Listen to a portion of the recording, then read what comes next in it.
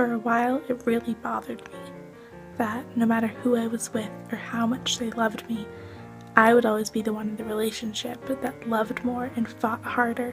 As a young girl, you're taught that the best relationships are the one in which the guy loves girls more and fights harder for them. But with age came the realization that I would never be one of those girls. I would be the one to fight harder, laughed louder, smiled wider, and loved the most. But now I know it's okay to be that person. It's okay to love more.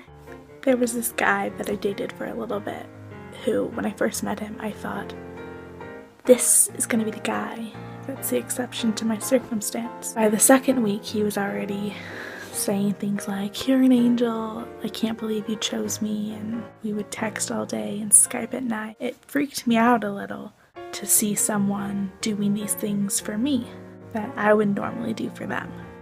But I liked it. I wanted him to be the exception. I wanted him to be the one that loved more.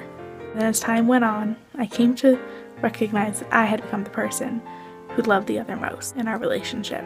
I would do things for him like drive and pick him up out of my way, drop things off for him, treat him to dinner. I would stay up late just to listen to his problems. I would be the first to text him. But I would do all these things not only because I loved him, but for the first time it was okay for me to do these things for someone, and for the first time I realized that it was okay to be the girl that loved more than the guy. You see, he didn't have the same upbringing I did. I had parents who told me every day that they loved me. They spoiled me, even with hugs and kisses and sweet, loving words. He had parents, and that's about it. Over time, when I came to understand how much our experiences differed, I also came to understand why I was the more loving person in our relationship. That's when I realized this. All of us have a purpose in life. For some, it's to be a doctor, a lawyer, an inventor, a warrior, a visionary. For me, it's to love as I have been loved. It's to give the abundant love I received as a child to those who weren't as lucky as I was. He was one of those people I was meant to love.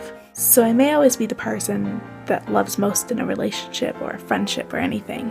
I may be the one to give more, feel stronger, and love harder.